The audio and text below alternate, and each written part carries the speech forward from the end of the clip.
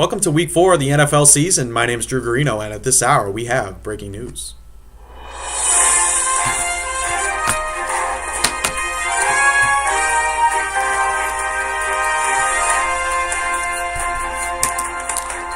That's right, folks. We have breaking news. A trade has been agreed upon in the League of Legends where Bill DeFerrari will be receiving the services of Pierre Thomas from the New Orleans Saints, whereas Drew will be receiving Anquan Boldin of the San Francisco 49ers. So it appears to be a pretty good deal for both teams.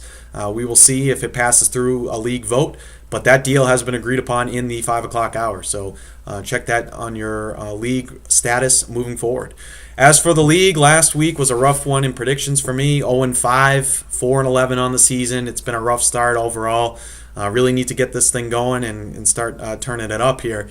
Congrats go out to Cam and Adam, who now moved to 3-0 on the young season. Congrats to both of you.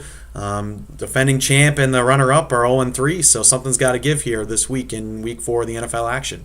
So let's start with two guys at the opposite ends of the spectrum with Bill and Adam. We have Adam, who's now at 3-0, and Bill at 0-3. Bill's team's really underperformed thus far, but one guy really who has not underperformed at all has been Andrew Luck. He's been really solid. He absolutely torched Jacksonville last week. He has Tennessee at home this week, so it should be another really strong showing for Andrew Luck this week. Hopkins from the Texans has really had a nice start to the season. He's got a good rapport over there with Fitzpatrick, who's at quarterback for the Texans, so he should be pretty good for the future. He looks like he's going to be a pretty good target for Bill moving forward. Speaking of the Texans, a little bit of a concern with Foster getting banged up again. He's questionable for the game, appears to be a game-time decision. But now if this trade goes through, Pierre Thomas is a potential replacement for Foster for Bill this week. And I will say that although Adam is 3-0, he'd be the first to admit that his roster has been perfect. He's had a lot of issues with Adrian Peterson and a couple of injuries and a couple of guys who have underperformed. So it's really been a plug-and-play situation. He's got Asiata from the Vikings, who seems to be a pretty good starter for him. And now he's starting with Eddie Royal this week at wide receiver, who did have 2 touchdowns last week, but it's really tough to predict whether or not he's going to be the main target moving forward. So this week we're not really sure what we're going to get out of that. LaShawn McCoy was a little MIA last week. He did get his bell rung pretty hard in the game last week. He did finish the game, but he definitely wasn't effective, and this week I expect him to get back into his old self. Tough to determine who's going to win this one, but I got to say that there's got to be a time where Adam's luck's going to run out, and I really think that this is the week that it's going to be happening. So I look for Bill to win this one and move on to 1-3. Next matchup that we have here is Ryan versus Steve. Ryan is coming off an absolutely dominant performance. Moving from last week against Drew, he absolutely destroyed him, and Steve also sits at a pretty impressive 2-1. So we'll see who can get a little bit closer to the top of the league. Jeffrey was back to full health last week, which made a huge difference because he had another monster game. So if he's healthy now, and it appears that he is, Brandon Marshall looks a little questionable for this week, so he could be in line for another big week. Rashard Jennings absolutely torched the defense last week that he faced. It was almost 200 yards on the ground. Just a dominant performance overall. He should be getting a ton of touches tonight against Washington, so it should be a pretty good one for him as well. Another guy, though, has really not been performing very well thus far for Ryan is Vincent Jackson. We talked about it a little bit last week. This week, he should get back into it, but a little bit instability at quarterback position for Tampa. They looked god-awful last week against Atlanta, so he's going to need to step it up and start acting like the number one wide receiver that he is. Steve, on the other hand, made a nice pickup, taking Ridley away from Dennis. He's been getting the bulk of the carries for the Patriots, and with Vereen kind of struggling, he's really been the target there, so he should be good for this week as well on Monday Night Football. One guy who hasn't been very good for Steve is Torrey Smith, but now with Dennis Pitta out of the lineup for the season, he could start to see a little bit more in terms of some touches moving forward in the wide receiver position for the Ravens. Speaking of wide receivers, Pierre Garçon, absolute monster last week. Now that Cousins is at quarterback, he should continue to get a ton of looks, and it starts tonight against the Giants, so he should be really solid. Manning is on a bye for Steve, so he's going to have to start with Tony Romo, which is perfectly fine because he's playing the Saints. It should be a good one. But I think this one is going to be a little bit of an upset. I actually think Steve is going to come out with a win. He's got a couple of holes in his lineup right now, but I think he's going to correct that, and I think he's going to get this win moving on to 3-1. Next matchup we have is Sean versus Bud. Both started pretty hot. Now have cooled down a little bit. Sean's lost 2 in a row. Bud's lost 1 in a row. So they've gone down to 1 and 2. So we'll see who's going to get over to 500 and who's going to keep falling. So I know Sean was a little bit reluctant about taking Foles at the beginning of the season, but now he's finding some Foles gold because he has had 300 yards passing in every game that he's played this year, and Philly's offense has just been absolutely electric. So there's no reason to believe that he's not going to be effective again this week. He should put up some more big numbers for Sean. Forte, though, on the other hand, is a big money player for Sean. Really hasn't gotten the ball going in the early going here. But he's had some really tough matchups. I like him to bounce back big time this week. He's got Green Bay. Traditionally, they've given up a lot of yards to him in the past, so I think he's going to have a really strong game. And if it's possible to have 3 touchdowns for Jimmy Graham this week, I'm calling 3 touchdowns for Jimmy Graham because I think Dallas is a team that he just absolutely eats up, and I think on Sunday night they're really going to pound Dallas in that game, and I think Graham's going to be the leading factor in that.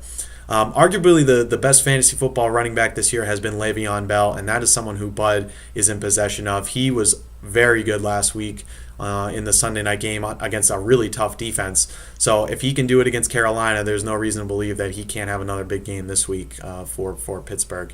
I said it last week, Bradshaw, huge pickup for Bud. Really like him in the flex option. He's completely taken over the running back position in Indianapolis, catching passes out of the backfield. So he is the guy moving forward. So really nice pickup there for Bud. There's certainly bye weeks in effect. So Emmanuel Sanders is not in the lineup this week for Bud. So he's going to have to go with Jeremy Curley. Seems to be Geno Smith's number one target for the Jets. But with the Jets, you never really know what you're going to get. You could get a Geno Smith that throws 3 interceptions, or you could get the Geno Smith that throws for 300 yards. You're not really sure what you're going to get. So Curley's a little bit of a gamble there, but not really much choice there for Bud and what he has to do. I am projecting huge games for Foles, Forte, Graham. That's going to be enough for Sean. He's going to take this one. I think he's going to get to 2-2.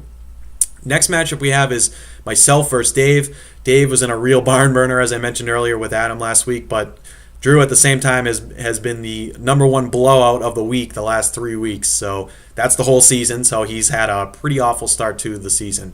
So, really when it comes down to, and I'm not trying to make excuses here, but there's been an injury in Drew's lineup every single week, and it's been a starting player who's gotten hurt during the game. So that's been a huge problem. The point totals have been very low because every week somebody is getting hurt. So the number one thing for Drew this week is stay healthy. Try to get guys who are going to finish the game and actually be effective. Speaking of, Jamal Charles should be back in the lineup against the Patriots on Monday Night Football, which will be a huge boost to Drew's roster. Number one keeper there, number one player in fantasy football going into the season. He has 9 points on the season, so that's not going to cut it. He's going to need to have a bigger game to really help Drew out. Keenan Allen has been invisible thus far as the number one wide receiver for San Diego and on Drew's roster, so really need to get the ball rolling with him. He's got to have some big games moving forward to give Drew a shot to climb out of this 0-3 hole. Dave is actually going against his Patriot ways this week. I noticed he's starting Kirk Cousins over Tom Brady, which ultimately is the right decision. Brady right now is just, unfortunately, is playing in front of a really poor offensive line. They've really had a lot of trouble protecting him. So Cousins against the Giants should be in line for a really big game. So there's really nothing wrong with that at all. Sproles has been an absolute monster. We talked about it last week. He's just dynamic out of the backfield, catching passes, especially because last week McCoy was banged up. This is an opportunity for him to continue to keep moving forward with Philly and that offense and getting integrated there. Some concerns, though. The one concern I have that for Dave this week is at the wide receiver position. I know he's starting Justin Hunter in the flex spot because of Gio Bernard's on a bye. Brandon Marshall, as I mentioned, is a little banged up right now. He's going to be a game-time decision, which is going to be a problem. And then Colston certainly has been inconsistent. The one bright spot, though, Cruz last week had a really big game, and he should be good against Washington tonight. So that could be a good spot for Dave, and that really will give him a decent chance in this one.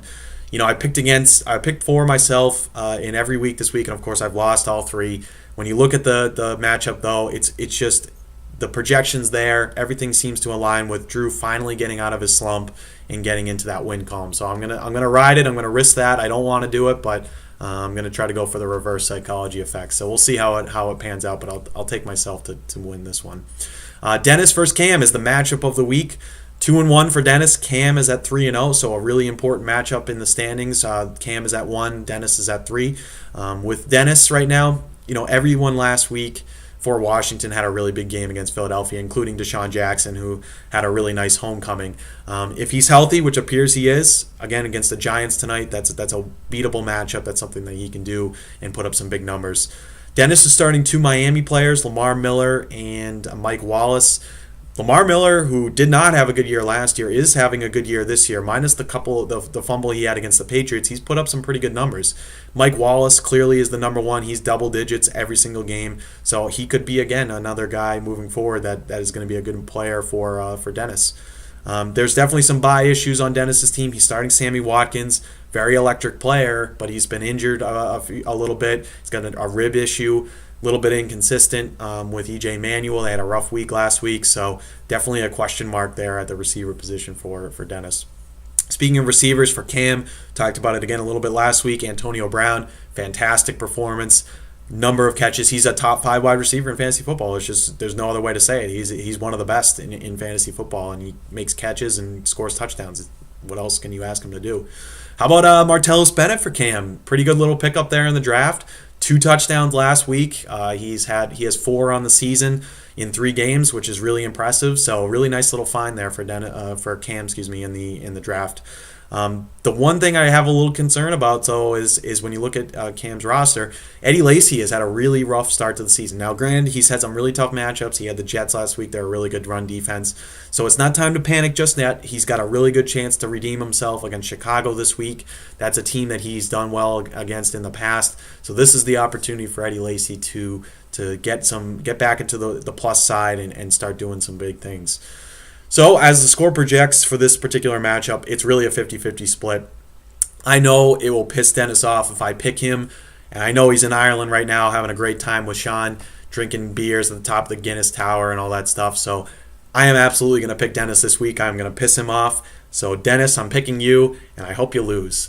But that's the picks for the week right now. Best of luck to everybody out there, and vote on that trade. Vote positively. It's a good trade. It's an even trade. Hopefully that thing goes through. Appreciate it.